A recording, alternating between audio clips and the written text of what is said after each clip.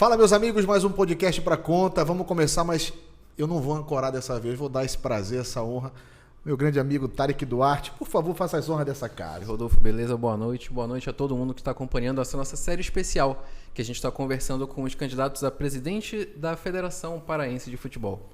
Hoje a gente trouxe Paulo Romano, o nosso segundo entrevistado, para a gente bater um papo, conversar sobre federação, conversar sobre futebol, um pouco da tua carreira também nesse mundo do futebol. E vamos lá, Rodolfo. Paulo, muito obrigado pela tua presença, muito feliz de tu estares aqui conosco, dar esse voto de credibilidade, né, para esse programa que é embrionário, está nascendo agora nesse mundo do podcast. Tarek, obrigado mais uma vez. E eu já vou começar perguntando, quem é o Paulo Romano? Onde o Paulo Romano esteve? Como é a carreira do Paulo Romano para ele chegar hoje e se candidatar a presidente da Federação Paraense? Claro que a gente sabe quem é, mas é justo que o caro candidato se apresente. Aquele famoso jogou aonde? Deu chuntinho aonde, né? Bem, boa noite a todos. Para mim é um prazer muito grande estar participando deste programa, desse podcast, né? E posso confessar para vocês que é o primeiro. Opa, toda a minha história de futebol também é o primeiro. Exclusivo. Então, quem é Paulo Romano? Rapaz, é uma história meio que engraçada, que isso já está lá nos meus HDs para depois que a gente já estiver ali cuidando dos netos. Sim. Escrever aquele livro. Aquela biografiazinha. Aquela biografia para que a gente autorizada. Possa... Vem lançar aqui, tá, Paulo? Com certeza. Por favor. Estamos fechados. Estamos fechados. Compromisso. Deixa eu falar. Então, eu sempre gostei de futebol, né? Então, quando garoto, participava até de uma torcida organizada, batucando para poder ter o acesso ao estádio, que o poder aquisitivo na época não nos permitia, e sempre acompanhando o futebol, uma família sempre que gostou de futebol. E em 98, quando o Coronel Nunes assumiu a federação na sua volta, que já tinha sido presidente lá na frente, depois passou pelo Euclides, ele concorreu com Euclides, e em 98 ele ganhou as eleições do Euclides. E na época tinha o diretor jurídico do Coronel Nunes, da Federação Paraense de Futebol, era o Odalir Santos, o doutor Odalir Santos, saudoso, que já nos deixou. Ele me viu crescer, ali vizinhos, próximos, né? E eu falei para ele, Odalir, me arruma uma carteira da federação, para poder entrar nos jogos, naquela época dava acesso. Ele disse, faz o seguinte, passa lá na federação comigo, uma sexta-feira, que eu vou te arrumar uma carteira. Aí, fiquei com aquela ansiedade, né? Fui lá na federação, uma sexta-feira. Quando eu cheguei lá, a sala do Coronel Nunes, a porta sempre aberta. Chega lá, vai todo mundo conversando com ele e tal. E eu encontrei com o Odalir do lado da federação, tem um bar dos Traíras, o nome, da Dona Socorro, bem vizinho da federação. E ele estava lá no bar. Ele disse, bora lá, que eu vou te levar lá com o coronel. Aí, entrei na federação, primeira vez que eu entrei na federação, fomos direto para a sala do Coronel Nunes. Aí, olha, coronel, esse aqui é o Paulo Romano, meu amigo, conheço desde moleque, é um engenheiro que eu ajudei a formar e tal, fez as gracinhas dele lá, quer vir trabalhar com a gente. Eu olhei para a cara dele assustado, disse, não era isso que eu vim fazer aqui. Ele quer vir trabalhar com a gente. Aí o coronel me olhou assim, rapaz, eu estou montando um time aí para o futebol profissional, que na época era Departamento Técnico de Futebol Profissional. Eu estou montando um time. Se quiser, já pega o uniforme e já fica sentado aí. Aquece. Desde essa sexta-feira, desde 1998, eu estou na federação, estou no futebol. E foi assim que começou no futebol. Comecei no Departamento Técnico, o diretor na época era o João Gouveia de Paula, que depois veio a ser até presidente da Federação Mapaense de Futebol, que era conhecido meu também, vizinho próximo, e fomos começando a trabalhar e começando a gostar da coisa. Quando a gente se envolve, para sair tem que ir para uma casa de recuperação. Se torna um vício que é difícil de sair, estou te falando. Paulo, já passei por alguns momentos difíceis, que às vezes pensa em abandonar tudo, mas quando a gente se espanta, já está de novo lá. Inclusive, uma das nossas ideias também de trazer vocês aqui, candidatos, assim, nós temos um podcast, claro, a gente solta nas redes sociais, a gente tem o nosso canal no YouTube, inclusive, por favor, se inscrevam. Mas a gente quer mostrar o rosto dos possíveis futuros presidentes, do possível futuro presidente. E por isso que esse foi um dos motivos da gente convidá-los para conversar conosco. E de cara a gente já começa. Por que tu queres ser presidente da federação? Bem, eu estava começando minha história no futebol. Então, pois bem.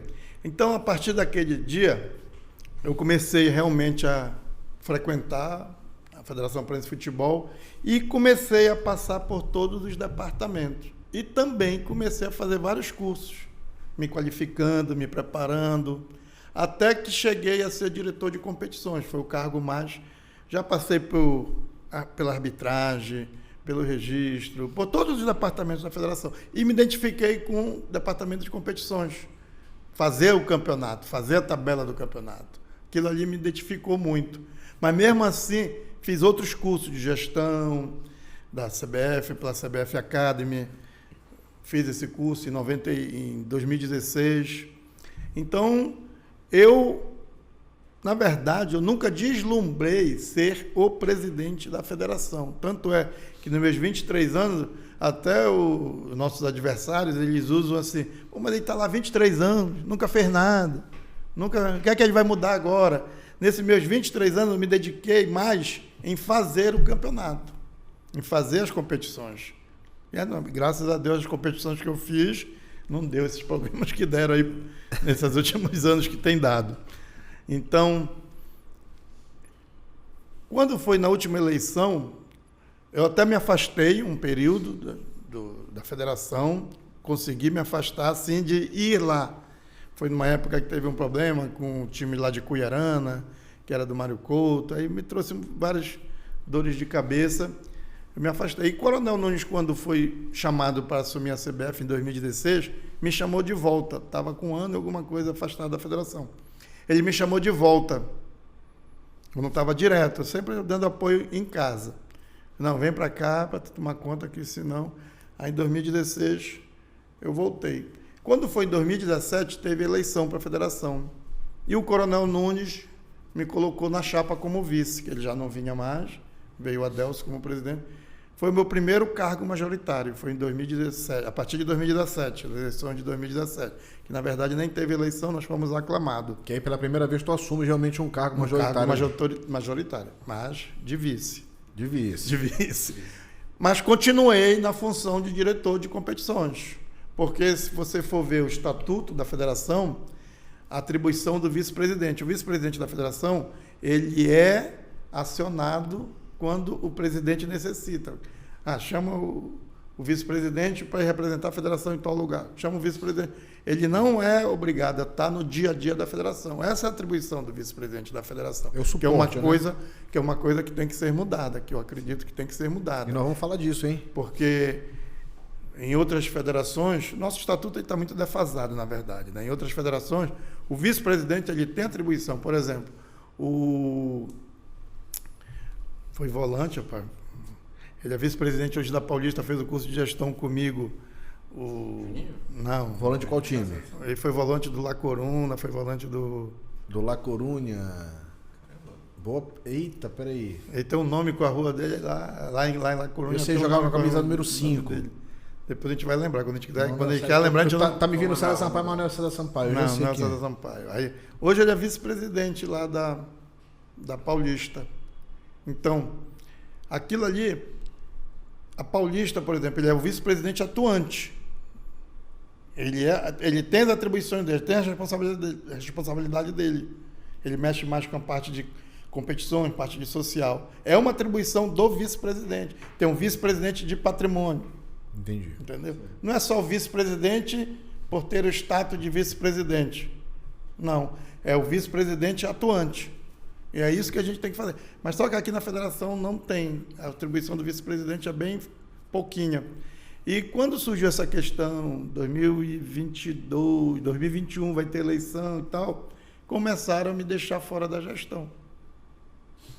Aí, de 2019 para cá, 2020 pediram meu socorro, que foi o campeonato que parou por causa da pandemia. Sim. Aí, 2020 eu voltei, fiz algumas coisas lá, voltamos ao campeonato e fiquei como cargo de vice-presidente. E eu percebi que o nosso futebol estava regredindo e muito.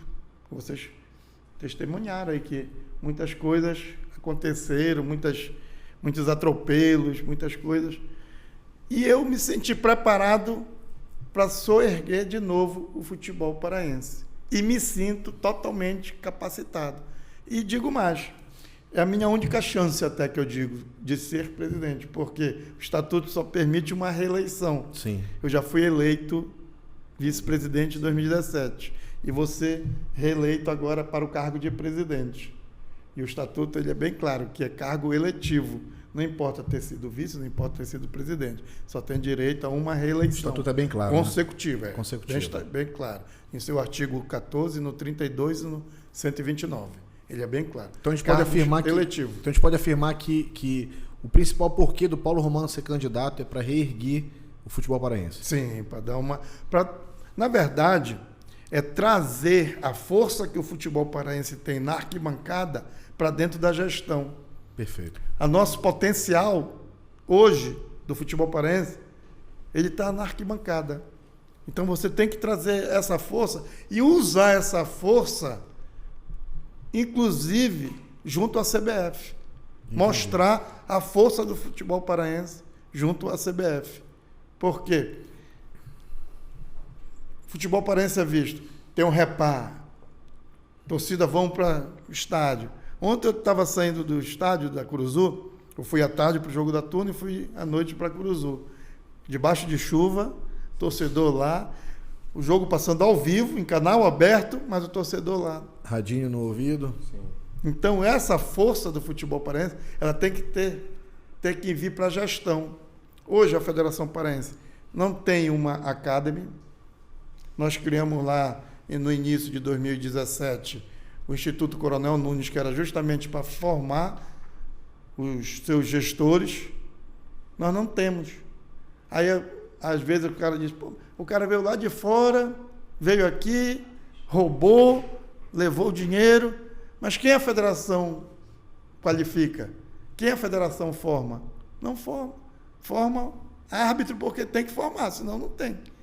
Só tem escola de arbitragem. Você tem que formar seu gestor também. A federação tem que ter a sua FPF Academy, justamente para você qualificar a mão de obra regional. Né? Profissionalizar. Porque o futebol paraense ele é visto a federação. Mas se você for olhar nos clubes também, está faltando também essas pessoas capacitadas. Então, eu vou pegar o teu gancho, Paulo, me permite, porque a segunda pergunta seria, né, onde tu estiveste nos últimos 4 anos, e a tua fala, ela respondeu essa pergunta para nós não sermos redundantes, né? Tu estás sempre à frente do futebol, como tu afirmaste. Mas como tu falas de FPF Academy, é um projeto. Sim. E então já deixaste claro aqui que esse é um dos principais projetos do Paulo como candidato à presidência. Tem outros projetos a médio, curto, longo prazo? Tem, a gente tem um projeto que depois eu vou até mandar para vocês. A gente tem um projeto que eu digo até a verdadeira seleção, a seleção para a verdadeira mudança do futebol paraense. Modernização do futebol paraense. São 11 propostas. Dessas propostas ramifica para outros subitens, né? E começando pela primeira proposta, é o prédio da federação. Aquilo ali não existe. É uma vergonha você ter o potencial que tem o futebol paraense e você adentrar na Federação Paraense de Futebol. Hoje lá, você chega lá, o porteiro está com um ventilador na entrada, o pé lá na frente, na grade lá, sentado na grade, isso aí não é. Já começa desde aí. Eu, por exemplo, quando vem gente de fora, eu não faço de tudo. Eu faço de tudo para não levar na federação, que o prédio realmente é... Então você tem que fazer uma reestruturação física e mobiliária também. Lá tem, eu fiz obras, pode falar algumas instituições aqui? Deve, por favor. Eu fiz obras mais de 15 anos para o Bradesco. Eu fui engenheiro do Bradesco, depois fui fiscal de obra do Bradesco e fiz obra para o Bradesco. Um dos móveis que tem lá na federação, eu ainda levei porque quando a gente faz obra para o Bradesco, tu pega tudo que tem de lá que o Bradesco não quer mais. E eu doei lá para a federação, ainda tem até lá, até hoje. É mesmo? Tem, isso tem mais de 15 anos. Então não existe, aquilo ali não existe. Um dos projetos é, se possível, trocar de endereço ou modernizar o prédio da federação. Fazer uma sala de imprensa que hoje não existe mais a sala de imprensa, fazer uma sala estruturada para os seus filiados. Vem muito filiado que vai na federação, às vezes quer acessar um computador, quer um documento, não consegue, que não tem um espaço para o seu filiado. E se o cara for sair ali perto, o vizinho da federação é o cemitério. O quadrado todinho lá, o cemitério de Santa Isabel. Não tem nada ali. Ali não tem nada, não tem opção de nada. Então, tu tem que estruturar. Se ficar naquele endereço, tu tem que estruturar uma sala para o filiado, com computador, com tudo que o filiado precisar. Porque, às vezes, o filiado vai lá, não tem que voltar depois no outro dia. A questão do horário de funcionamento. Tem que mudar o horário de funcionamento. A gente tem que acompanhar pelo menos o horário da CBF. A CBF começa a funcionar 10 da manhã.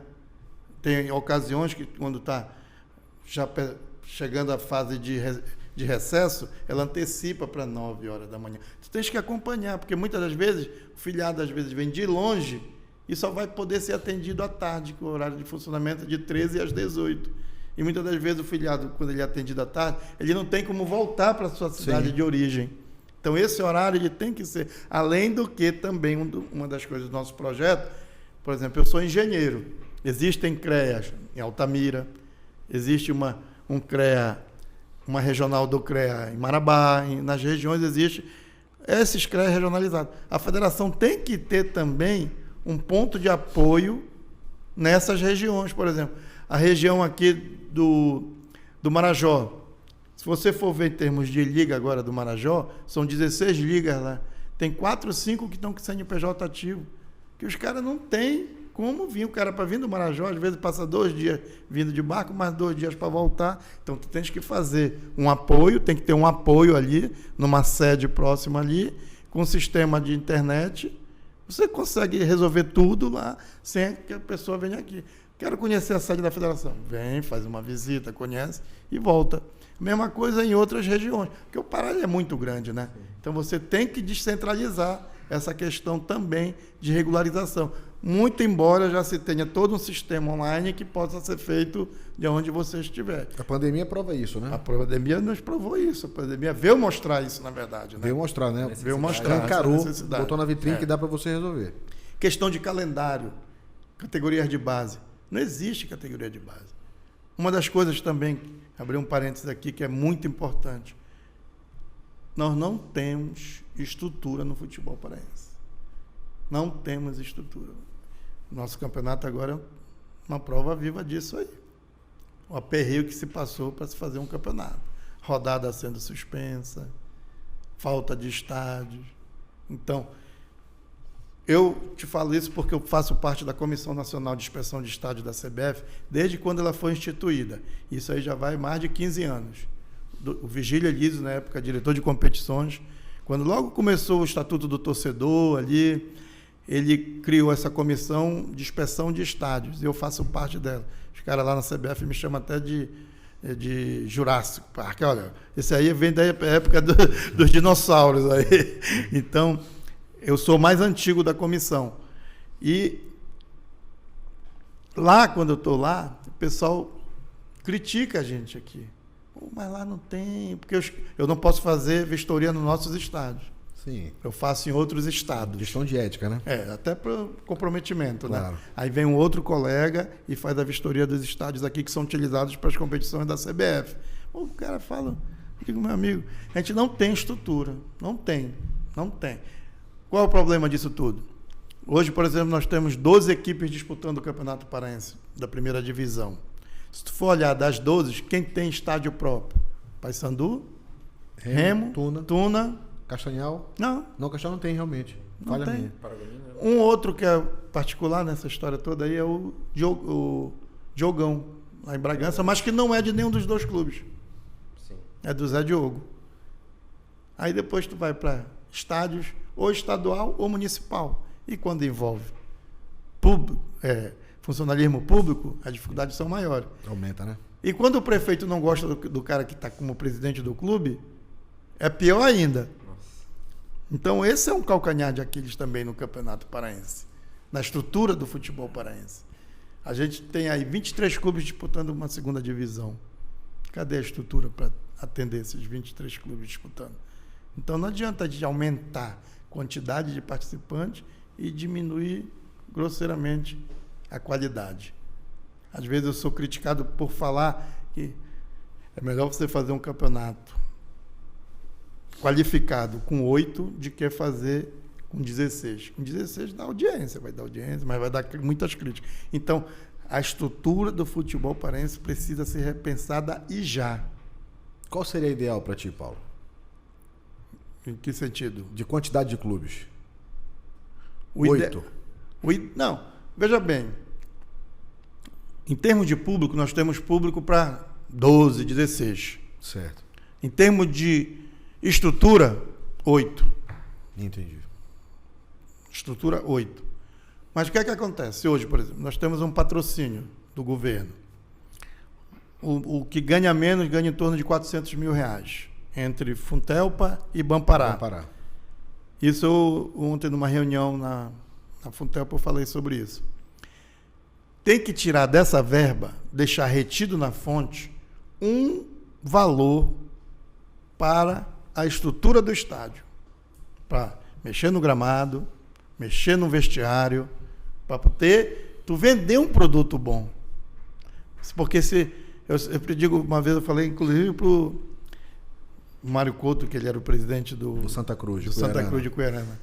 Eu disse, presidente, eu não chamava de senador, eu chamava de presidente. Presidente, no futebol, dinheiro nunca é muito. No futebol, dinheiro nunca é muito. Vídeo o Barcelona agora que está com dívidas aí. Sim.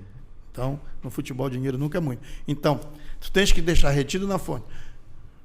Ah, mas quem é que vai fazer? A federação se responsabiliza. Porque também, se deixar, não vai fazer. Então, como gestora, te responsabiliza.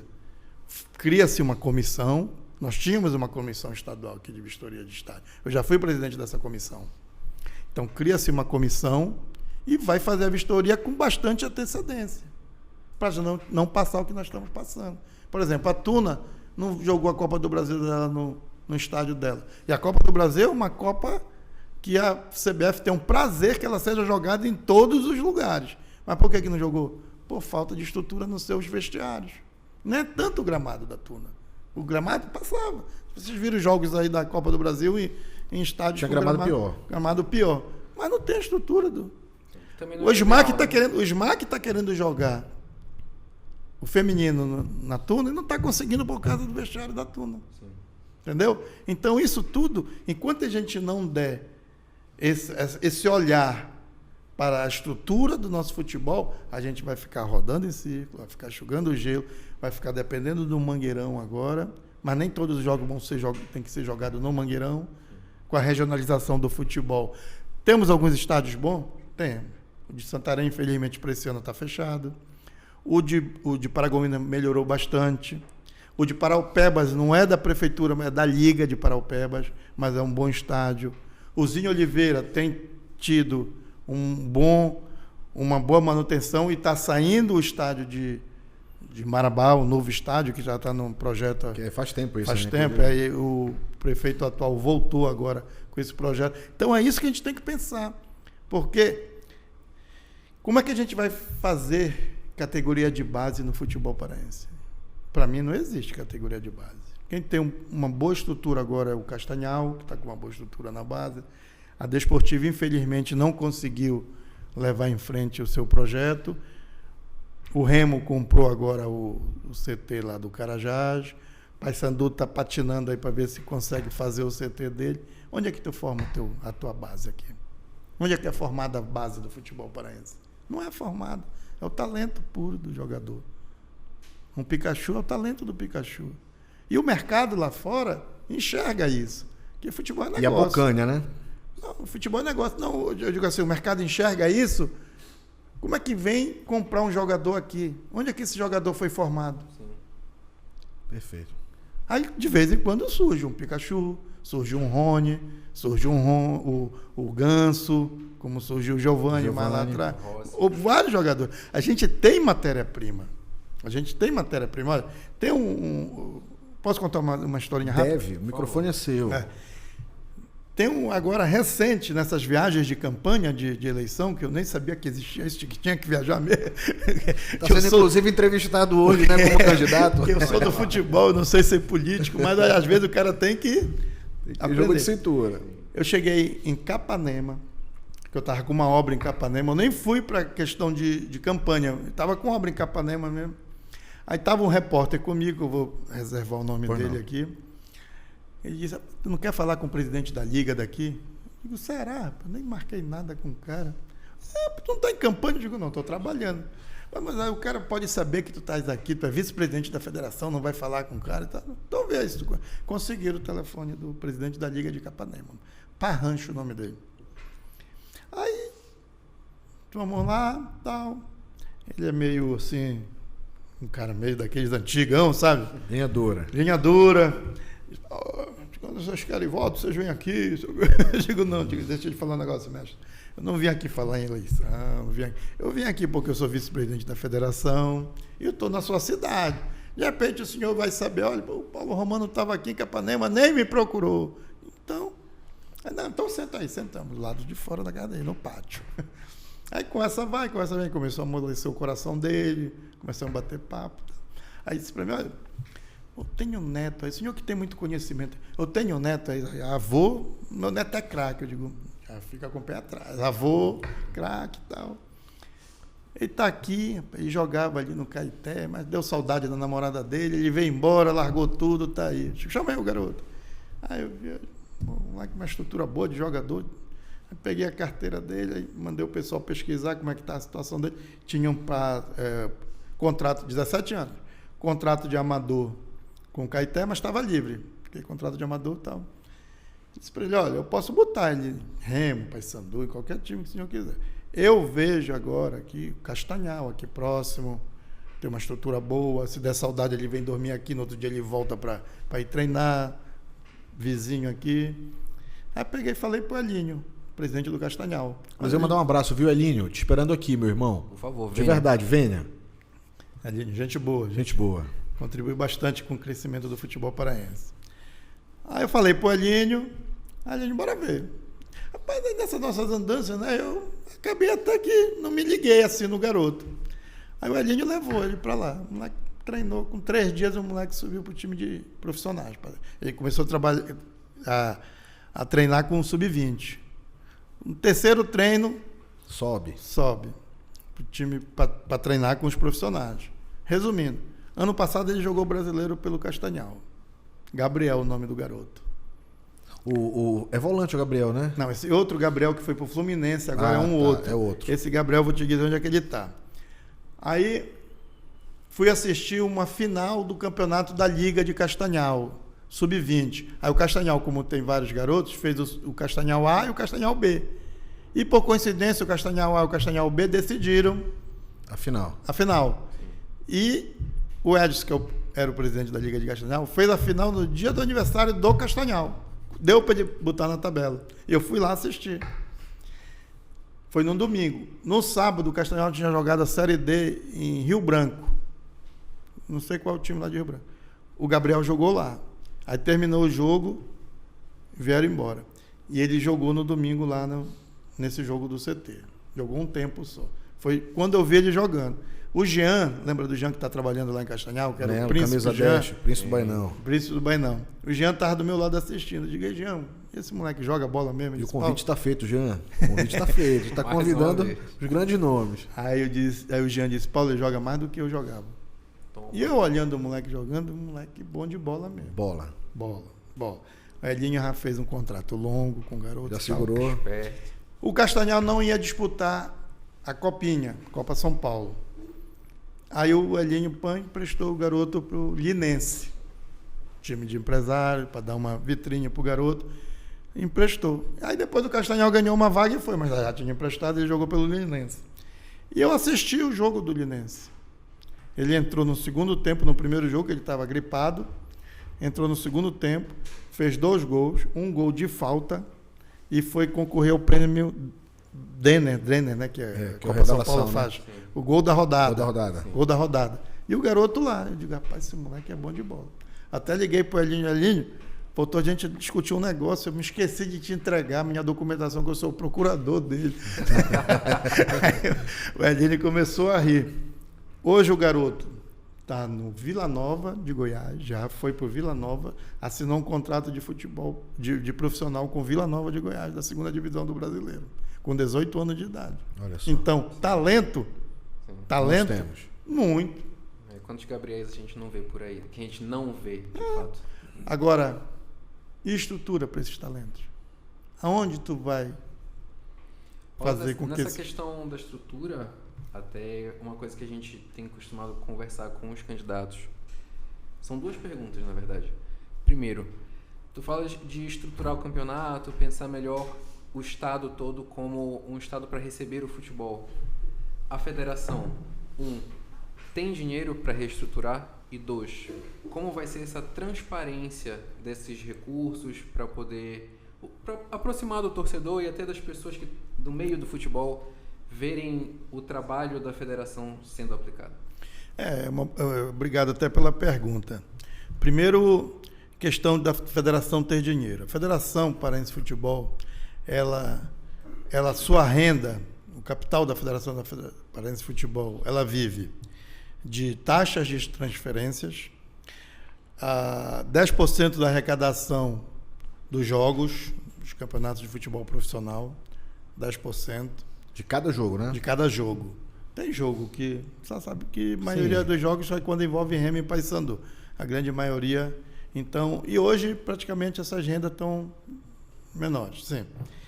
Transferências, quando vem um jogador de fora, ou então vai daqui para lá, uma federação pede, aí paga uma transferência.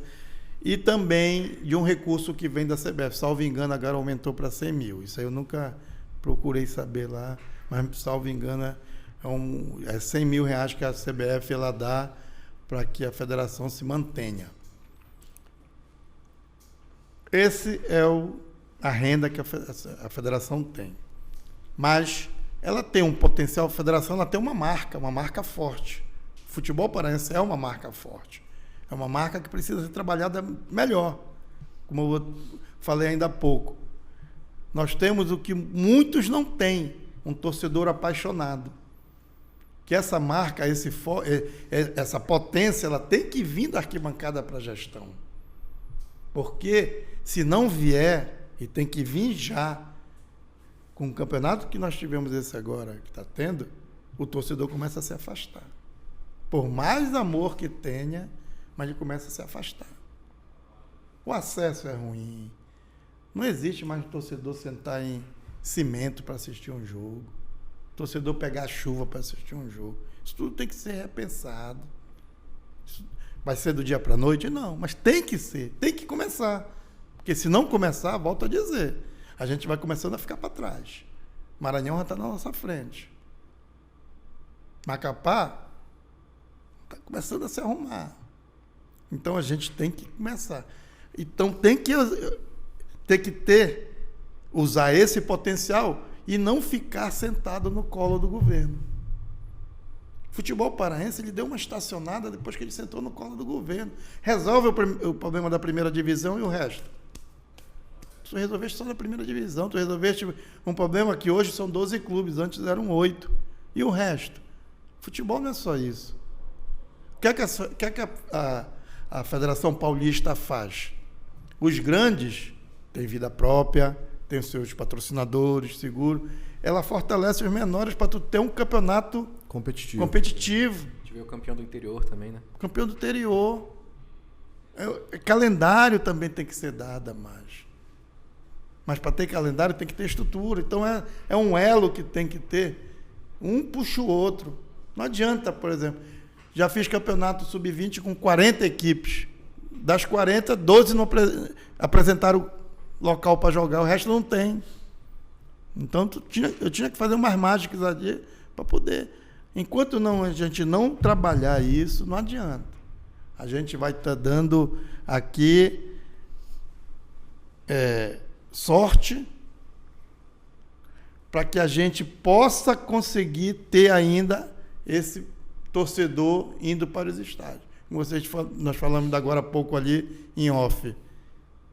No futebol brasileiro já estão esquecendo, já estão preocupados mais com futebol lá, o espanhol, inglês e tal. Isso no futebol brasileiro. Agora tu imagina aqui, se a gente perder essa essência,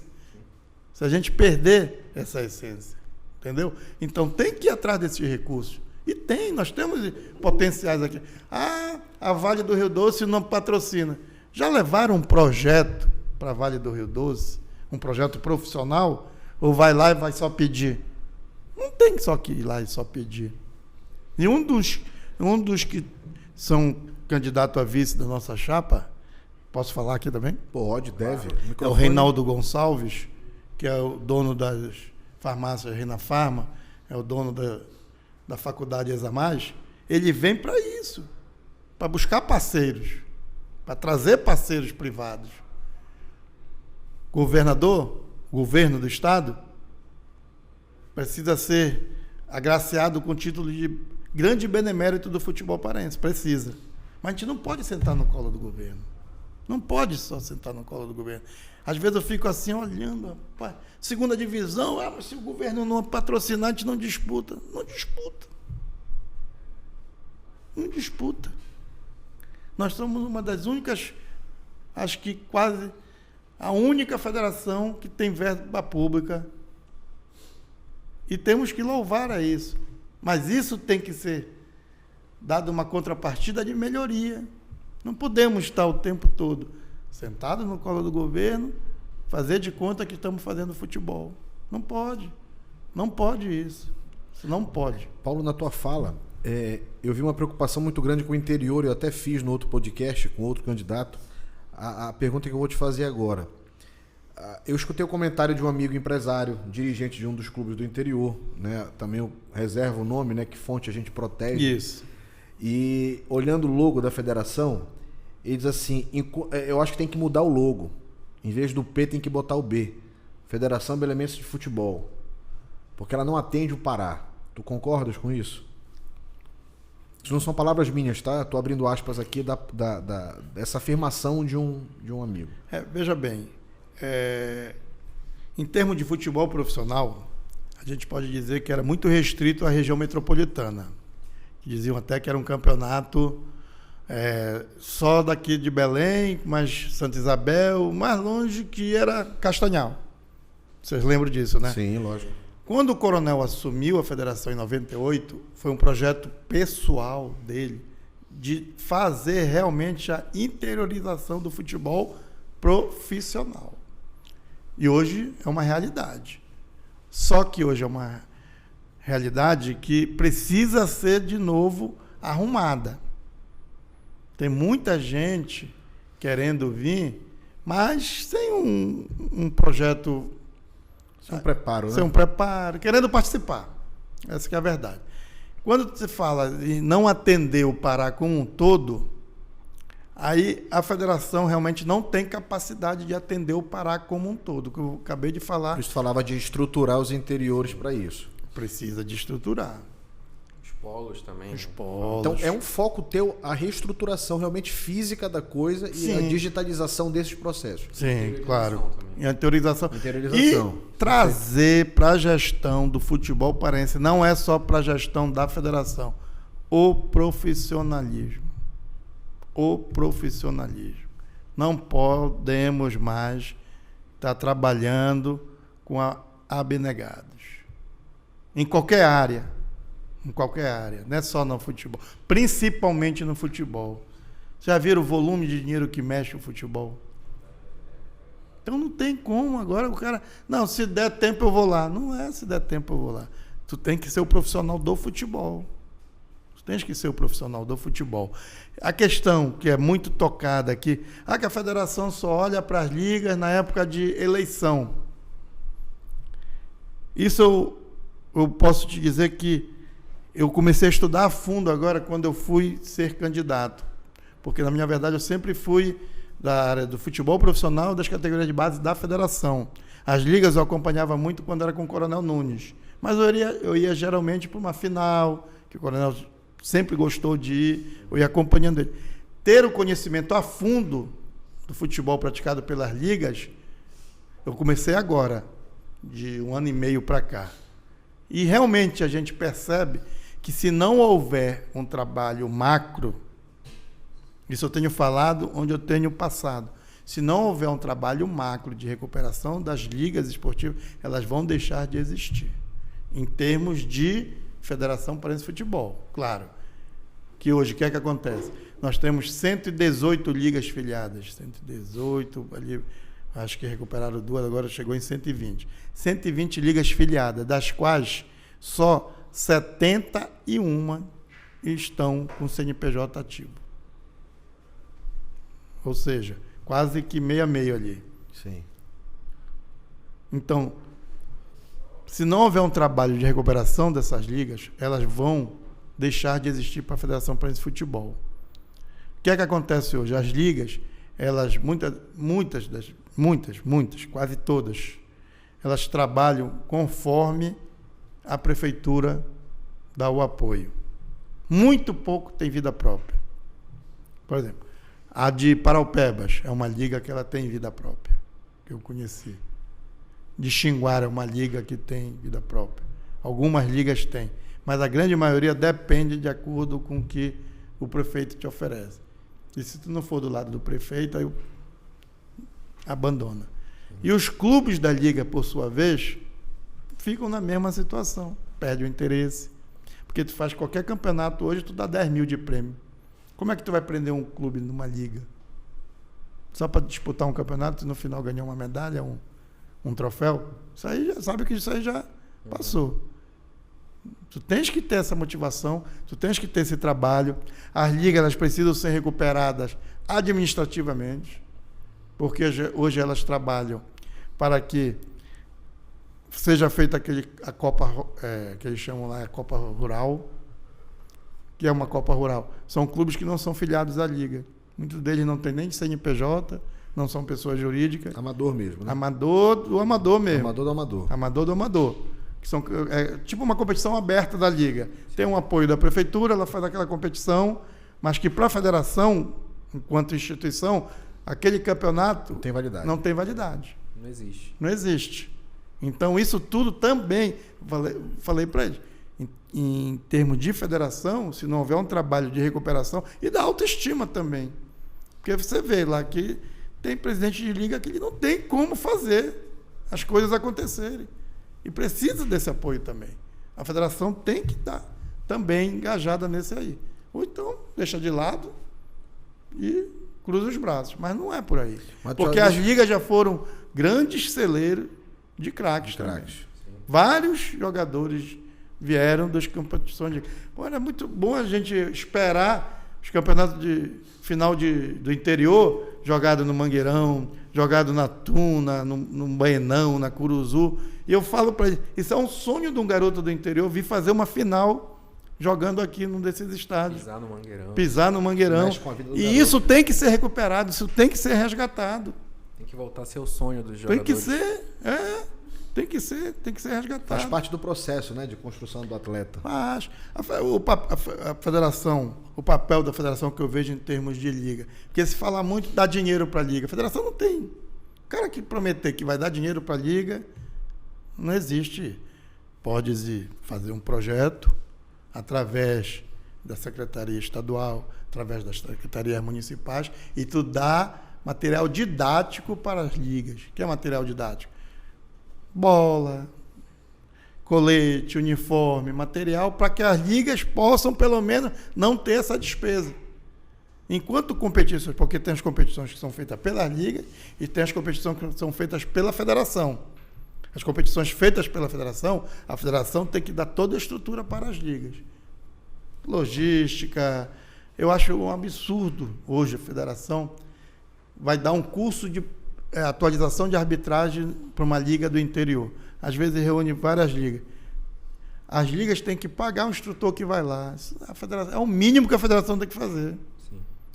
Esse custo, essa conta tem que vir para a federação. Então tem que ter esse apoio. Dizer que vai dar dinheiro é mentira. Só se for. Não tem esse dinheiro. E Paulo, e voltando àquela... Tu visitaste o avô do Gabriel, né? Que a gente não sabe o nome. né? E tu não foste ali, tu foste como Não, o avô do Gabriel é o Parrancho. É o Parrancho. Tu foste falar com o Parrancho, perdão, e tu não estavas ali para fazer a política, né? Como a gente estava comentando, e acabaste, né, conversando com ele. Mas é inevitável fugir da política quando você é candidato a um cargo majoritário, correto? E aí eu te pergunto, existe a possibilidade da tua chapa se fundir com outra chapa? Existe essa possibilidade, claro, é real? Porque há o boato, né? É inevitável, a gente escuta nos bastidores e eu acho que é a chance de tu esclareceres isso, ou se tu quiseres te resguardar da resposta, não tem problema algum. Não pode correr, né? Não pode correr. O microfone está ligado, não corre. O microfone ligado não pode correr. Veja bem, existem 3 chapas concorrendo, teoricamente. Pode ter 4, 5, ou só uma, 2, até. Quem vai definir isso é dia 10 de abril, que é o último dia para a inscrição das chapas. Certo. Que são 10 dias antes do pleito, que está marcado para o dia 20 de abril. Existe uma chapa que é encabeçada pelo Adelso Torres, o atual presidente, ex-presidente, né, que já perdeu o mandato, agora terminou junto com o meu. Eu sou ex-vice-presidente. Aí tem o do Ricardo Gluckpol e tem a chapa encabeçada por nós. Veja bem, eu conversei há um tempo atrás com a chapa do Ricardo Gluckpol. Existiu essa possibilidade de fazer uma fusão. Houve uma conversa e uma das coisas que é muito difícil de fazer no futebol, a gestão de pessoas. Gestão de vaidade. Existe no futebol muita vaidade. Vocês veem as brigas internas que tem nos clubes, tudo. Então existe muita vaidade. Não só no futebol, mas na vida, em qualquer segmento. Mas no futebol é muito mais. Então, não houve como alguém recuar. Um tinha que recuar. Eram 2 candidatos a presidente, um tem que recuar. Né? Sim. Então, não houve esse recuo. E ficamos nessa... Dia 28 de dezembro, quando teríamos as eleições, que foram programadas para o dia 28, a minha chapa foi indeferida no dia 24 de dezembro. Véspera de Natal. Teu presente de Natal. Meu presente de Natal. Aí, por falta de assinaturas. Só que o número de assinaturas eram 30 assinaturas, que é 1/4 do colégio eleitoral. Tínhamos que apresentar pelo menos 30. Eu apresentei 42 assinaturas. Consegui furar um bocado de barreira, que tinha muita barreira lá para nem me receber. Das 42, eles viram assinatura repetida, porque o mesmo filiado não pode assinar por 2 chapas. Aí prevalece a assinatura anterior. Não é o registro da chapa lá, é a assinatura anterior. E eu provei agora para a nova comissão que tu não tem, o estatuto não tem como tu dizer que quem assinou primeiro por quem. O que aconteceu? No dia 13, eu datei todas as minhas assinaturas. O Ricardo datou todas as assinaturas dele. O Adelso apresentou a assinatura do ano de 2020. Então, pois bem. E o tempo todo eu fui massacrado pela gestão atual. Né? Fazia parte da gestão e de 2 anos para cá, quando começou a surgir essa questão de eleição, me viram assim, parece que eu já era candidato. Aí fui deixado de lado da gestão. É porque estavas mais ativo nos 2 primeiros anos, realmente. Aí me deixaram de fora da gestão e começaram a me, como o cara fala na linguagem, me limar, né? Começaram a me... Colocar no banco. Então, houve realmente uma ruptura da gestão. Foi mais fácil eu conversar com o Ricardo do que conversar com a gestão atual. E de um tempo para cá, depois do dia 28, que nós conseguimos reverter o quadro, mostrar que tudo aquilo que tinha sido feito naquela primeira eleição tinha sido feito tudo errado, desde o lançamento do edital, tudo errado. A desembargadora, aos 48 do segundo tempo, ela deu o parecer favorável, que foi na véspera, 11 horas da noite. Na véspera, no dia 27, 11 horas da noite, ela deu cancelando as eleições. Aí conseguimos respirar. Aí daí para cá o quadro mudou. O quadro que eu digo entre as chapas. O quadro mudou. E não vou te negar. Ultimamente, a chapa da gestão começou a me paquerar de volta. Começou a me paquerar. Eu conversei com a chapa do Ricardo, fui conversar com a chapa da gestão, ver o que é que eles queriam. Até uma estratégia minha. Fui ver o que é que queriam. Mandaram aquele oi sumido, né? Né? Fui ver o que eles queriam. Conversamos, assim como eu conversei com a chapa do Ricardo, conversamos. Mas também não chegou a um consenso. A um consenso. Até porque eu fui intimado em casa. Se unir, não entra mais em casa. Por tudo que eu passei. Por tudo que fizeram comigo. Entendeu? Então, esses 2 últimos anos pesaram também nessa decisão. Então, existiu tudo isso. E, claro, o Ricardo é do marketing. Ele vende bem a imagem dele. Ele vende bem a chapa dele. Isso eu falei para a chapa do Adelso. Eles fizeram uma campanha com marketing, uma campanha profissional. Uma campanha que eu, por exemplo, eu não sei fazer. Não sou político. Eu pensei que era só futebol. Mas não, tem que existir alguma coisa que é para... Então, ele pegou esse gancho e falou que eu me uni com a chapa do Adelso. Mas não. Aí que eu até coloquei lá que eu não sou muito de fazer vídeo, essas coisas, eu ponho mais notinha lá, que eu gosto de botar mais nota lá no grupo que tem, tal. O que é que eu botei lá? Que dia 10 de abril, que é o último dia para escrever a chapa, a verdade vai ser dita. Não tem para onde correr. Mas agora já inventaram um outro negócio, que dia 10 não é o dia da verdade, porque o estatuto te permite tu trocar os vices até 2 horas antes da Assembleia ser instalada. Até antes da Assembleia ser instalada. A Assembleia vai ser pelo estatuto, pelo que está aí na questão das eleições, vai ser dia 20 às 10 da manhã. Dia 20 às 9h59 da manhã, tu ainda consegue mudar o vice. Se mudar o presidente, a chapa deixa de existir. Mas agora estão vendendo que eu estou junto com a chapa do Adelso e que na hora lá vai mudar os vices. Vai vir um bororó, vai vir não sei o quê. Digo, não existe, mas isso aí não existe. Então só dia 20 vai se saber, é isso. Só dia 20, só depois dia das 10. Depois das 10 da manhã. Depois das 10 da manhã. Saberemos a verdade. Saberemos a verdade. Inclusive, vamos trazer aqui, não é, produção? O presidente o futuro presidente. Né? Eu vou deixar agendado. Sim. Opa, otimismo. Eu vou deixar agendado. Mas a gente está trabalhando, a gente sempre trabalhou pautado em projetos.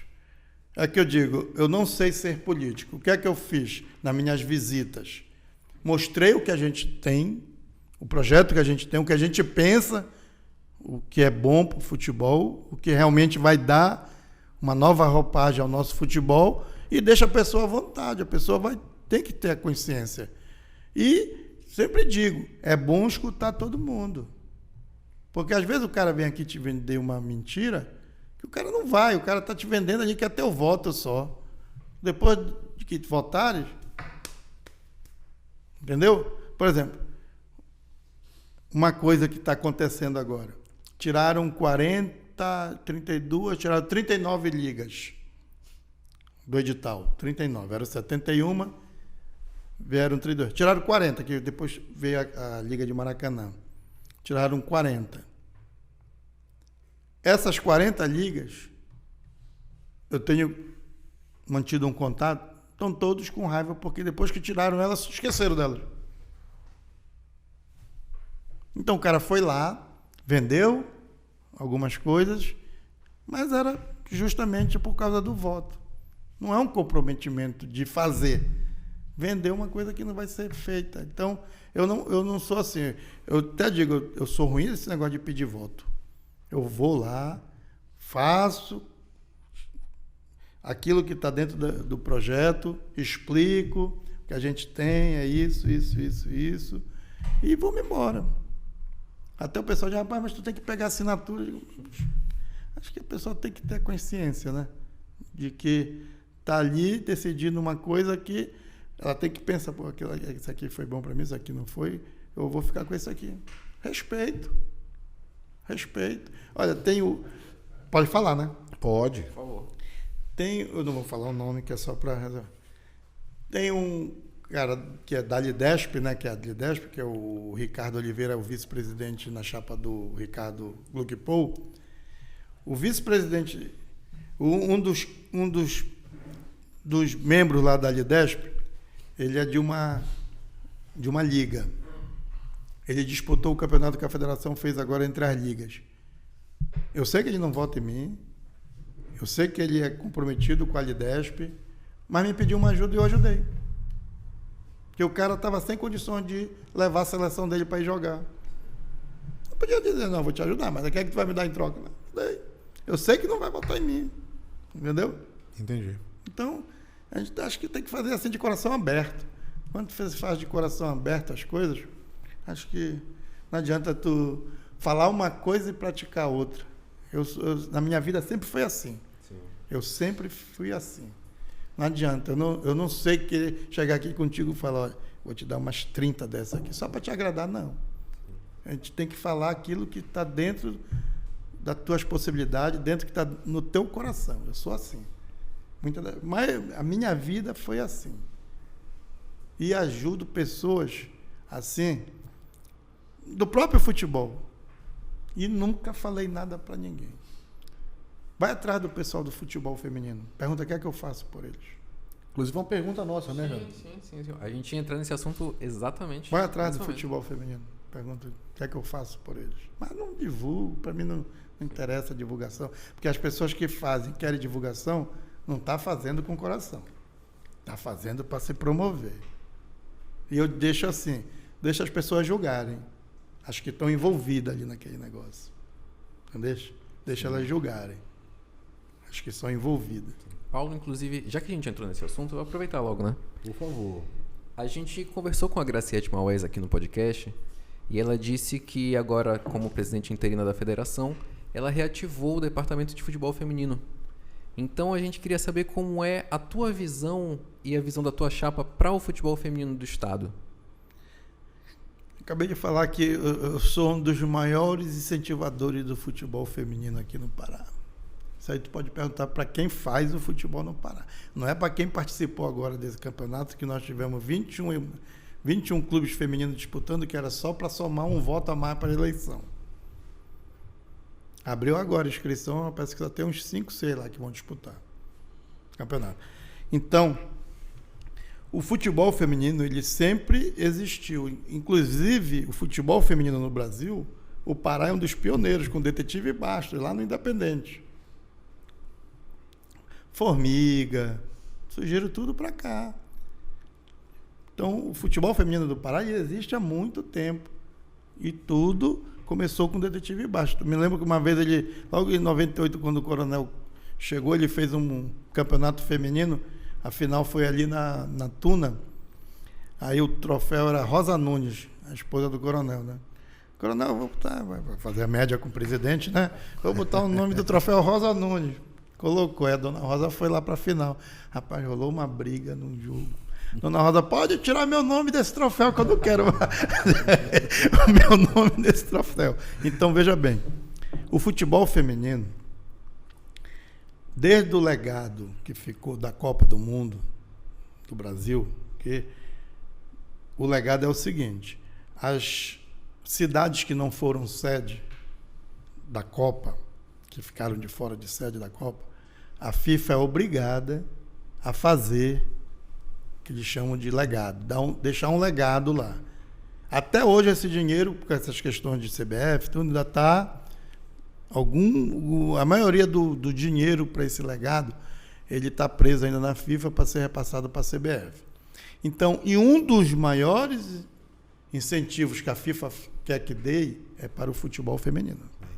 Vê o quanto a CBF está investindo em futebol feminino. Eu já fiz campeonato por conta própria do futebol feminino. Para onde elas querem treinar. Eu, quando tomava conta do Seju, era prioridade futebol feminino. Aqui o Seju foi feito para as categorias de base e em especial futebol feminino.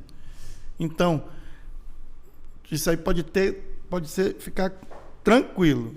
O futebol feminino, para mim, a gente tem que ter pelo menos sub-15, sub-17 e sub-20 do futebol feminino. Tem que ter categoria de base. Futebol paraense não tem categoria de base de futebol feminino. A menina que surgir agora tem que esperar até jogar no adulto. Não existe isso, né? Não ganha cancha, né? Não ganha cancha. Olha agora, a gente vê a SMAC disputando a Série A1, igual como o Pinheirense já foi campeão brasileiro do futebol feminino. E aí, cadê o time do Pinheirense hoje? Sim. Entendeu? Então tem que fomentar mais ainda. Tem que fomentar o futebol feminino. E aí é uma das obrigações que está sendo implantada, já foi implantada pela FIFA, que tem que ter os times da Série A, todos têm que ter futebol feminino. Virou uma obrigação. É obrigação. E está vindo para a Série B. Para todos que disputarem o campeonato das competições da CBF, vão ser obrigados a ter a categoria feminina. Mas não pode ser olhado como obrigação. Tem que ser olhado como oportunidade mesmo. Claro. Porque tem jogadoras. Tem jogadoras. Olha, existe um projeto na CBF, que eu consegui trazer esse projeto para cá, ele só tinha em Ribeirão Pires, em São Paulo. É o Gol do Brasil. E agora a ideia da CBF é levar ele para todas as federações. A primeira federação que teve foi a do Pará, porque eu insisti. E o Diogo Neto, que era o gerente da CBF Social, que agora até não está mais lá no quadro, ele, rapaz, tu vais conseguir. Aí eu aproveitei o Coronel Nunes lá e dei a canetada aí, Coronel. Aí conseguimos trazer o Gol do Brasil para cá. O Gol do Brasil é um projeto muito bom, que a CBF dá todo o material didático. Nós temos o Seju, o projeto foi implantado no Seju, com apoio da CEL. Só que aí já distou do que era o objetivo. E a obrigação de ter futebol feminino no Gol do Brasil. Sim. É um projeto voltado para 240 crianças, entre crianças e adolescentes, da rede pública de ensino, na área ali do Mangueirão, de preferência, por causa de custo de deslocamento. Então, é um projeto, a CBF veio aqui, qualificou os profissionais e tal. Então, é um projeto que tem que ser resgatado. Hoje ele está meio assim que perdido, depois que me tiraram de tudo, tiraram inclusive do Gol do Brasil. Aí é um projeto. Então, tem muita coisa para ser feita. Tem muita coisa. E uma outra coisa que a gente vai bater de frente é sobre as nossas categorias de base. Hoje nós estamos jogando 17 e 20. Nós estamos perdendo a maturação do atleta. A gente já não tem estrutura. A gente só tem que esperar o garoto chegar com 17 anos para jogar. E o que é que esse garoto vai fazer dos seus 13 até 16 anos? Sim. A chance é muito grande dele ir para o mundo, cair no mundo. Maioria, né? Maioria. E tem que formar uma pessoa também, né? Tem que formar um cidadão. Tem que formar um cidadão. Existem vários projetos aqui, particulares, que fazem isso. Um exemplo, por exemplo, do Nivaldo do Estrela. Sim. O Nivaldo do Estrela, ele tem lá que chama o ninho da cobra, das cobras dele lá. Ele consegue sustentar os garotos. Os garotos jogam lá com 13 anos, jogam com 15. Mas é um debate que tem que ser um debate que tem que trazer as autoridades todas e mostrar o papel social dessas categorias. Porque o que é que existe hoje? O Ministério do Trabalho quer que esses garotos, todos os garotos que estejam nas categorias de base dos clubes, tenham carteira assinada, tenham atendimento odontológico, tudo tem que ter, tem, mas nem todos têm possibilidade de ter. E os clubes estão desistindo, os clubes estão largando, porque todos foram notificados, é multa de 100 mil, é multa de 80 mil, é multa de 120 mil para os clubes, para poder fazer a categoria de base. Não existe isso. O que é que a federação fez? Cruzou o braço. Soltou um calendário agora que não está mais nem um 15. E um absurdo maior. Para jogar o 17 tem que dizer, o sub-17 tem que dizer 16 completo. Se o moleque tiver 15,5 não joga. Sim, é sub-17. Aí tem profissional jogando aí com 14, 15 anos aí. Então, são essas coisas que tem que ser corrigidas de imediato. São umas coisas que aconteceram que, meu Deus do céu, a gente retroagiu e muito. Então, são coisas que têm que ser pensadas. E, Paulo, deixa eu te fazer. Tu usaste o termo legado, que, por sinal, é o termo utilizado na nossa última pergunta. Parece que tu adivinhaste a pergunta. Né? Tu entraste no penúltimo tema e entraste no último na tua fala. né? Eu acho que se fosse ensaiado, não dava Não daria certo. certo, exatamente. E assim, qual é o legado que o Paulo quer deixar na Federação Paraense de Futebol se ele for eleito? O que tu queres que lembrem de ti, se tu vieres a ser eleito, vivenciares esses 4 anos como presidente da federação? O nome da nossa chapa é Futebol de Primeira. Eu quero deixar o futebol paraense na primeira divisão e estruturado. Esse é o legado que eu quero deixar. Eu quero deixar o futebol paraense sendo visto com o mercado de fora, com o potencial de que o cara vem e compra direto dos nossos clubes. Ninguém compra jogador direto dos nossos clubes hoje. Por que não compra? Onde esse jogador é formado? Quais são as competições que ele joga? Quantos jogos ele joga por ano? Então, isso tudo é estudado. Esses clubes, principalmente de investidores, eles têm essas pessoas tudo para estudar. Né?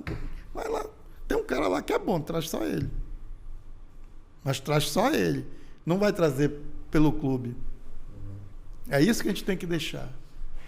É isso que a gente tem que deixar. A gente tem que deixar uma estrutura para que o jogador seja preparado, para que o mercado de fora olhe o nosso mercado interno como um grande potencial, não só nas arquibancadas, mas também um potencial de estrutura, um potencial em que os gols lá no Fantástico sejam mostrados. Tu assiste o Fantástico, aparece gol de todos os campeonatos. Não aparece do Campeonato Paraense. Mesmo quando o repar, né? Às vezes não aparece. Não aparece. Então, isso tudo tem que ser debatido, chamar a imprensa. A imprensa é um elo importante, mas se você não tiver a imprensa do seu lado, quiser brigar com a imprensa, não vai para lugar nenhum. Tem os conflitos de ideia? Claro que tem. Todo setor tem. Mas tem que conversar. Olha, está errado aqui, eu acho que está errado aqui, está errado ali, a gente precisa melhorar aqui, vai ser bom para todo mundo. O que é que o futebol cearense fez? O que é que o futebol cearense fez? Unir as forças fora de campo. Dentro de campo, continua. Dentro de campo, cada um vai procurar jogar para ganhar o seu melhor. Mas fora de campo, eles uniram as forças. Onde está o futebol cearense hoje? Libertadores da América. Primeira divisão. Sul-Americana. Se estabilizou. Não passou uma chuva. Mas isso tudo com estrutura. Infelizmente, graças a Deus, acho que agora com essa roupagem nova do Mangueirão, já vai dar uma nova visibilidade, porque nem isso nós tínhamos aqui. Entendeu? Sim. Aí tu vai lá em Fortaleza, tu já tem uma arena de Copa do Mundo. O torcedor tem vontade de ir para o estádio. Vai com prazer. Aqui o cara vai por paixão. Aqui o cara vai por paixão. Em outros lugares, vocês sabem que o torcedor vai, que não é só o jogo de futebol que está ali. Tem as outras coisas. É o espetáculo como um todo. A experiência de ir para o futebol. Então é isso que eu quero deixar de legado. É que o presidente passou ali, ele deu levanta, sacode a poeira no futebol. E eu tenho certeza absoluta que eu estou preparado para isso. Eu tenho abertura, graças a Deus, na CBF, do cara que toma conta da cancela lá, do porteiro até o presidente. Inclusive, esse presidente agora, o Edinaldo, ele fez curso de gestão comigo, que na época ele era presidente da Baiana. E o jogador é o Mauro Silva, não é isso? Mauro Silva. Eu sabia que eu ia lembrar, estava só esperando o gancho. Fez o curso de gestão comigo também. Maurão. Jogou muito. E tenha certeza, eu vou ser eleito e vou passar 15 dias dentro da Federação Paulista, para mais conhecimento. E trazendo parcerias também. Eu conheço... Olha, uma vez o Van Dijk, conversando com ele antes de ontem. O Van Dijk, que está no Águia, que eu até perguntei hoje para ele, como é que está o coração aí? Que é Águia e Paysandu. Vai ser pela emoção ou pela razão? Tem que ser pela razão, né? Claro. Hoje ele é Águia. Hoje a gente conversando com ele, mas eu conversando um tempo atrás. Eu conversando com o Van Dijk. Disse, olha, a gente tem uma coisa agora lá, Van Dijk, que tu pode nos ajudar muito. O presidente lá é Van Dijk Futebol Clube. Tem que ter. O Mauro Carmelo, que é o presidente da Cearense, eu até encarno nele quando eu vou lá. Epa, tu mora aqui ou tu mora lá no Ceará? Toda vez ele está lá na CBF. Ele toma conta da Confederação Brasileira de Futsal, que é vinculada à CBF. O Sarney Filho, que é um dos vice-presidentes, mora já no Rio, toma conta do Beach Soccer. Inclusive, eu sou vice-presidente do Beach Soccer aqui também. Ele vive lá. O André Pita toma conta da Série C e D do futebol brasileiro. Aí tu vê o futebol de Goiás, futebol do Ceará, futebol. Tem que estar lá. Tem que estar lá. Entendeu? Sim. Então, isso tudo, esse conhecimento, ele é importantíssimo. Esse elo de comunicação, ele é importante. Então, eu deslumbro grandes avanços para a gente no nosso futebol. Eu tenho certeza que isso vai acontecer. Maravilha. E Deus quer. Chegamos ao fim do nosso podcast. Paulo, eu queria te agradecer a presença, a confiança, né, nesse humilde podcast que começa agora, né, tá dando seus primeiros passos. Tarik, você quebrou um galhão, meu irmão, né, nosso amado Ronaldo Gillet, de lua de mel, né, só tinha levado até então a sua digníssima esposa a supermercado e posto de gasolina. Ele vai ver esse podcast, né, ele queria levar ela em lugares caros e conseguiu. Gillet, com certeza. Mas olha, Gillet, lhe substituiu em altíssimo garbo e elegância. Obrigado, meu amigo. Tarik, muito obrigado. Valeu. E a você, até o próximo podcast. Tamo junto.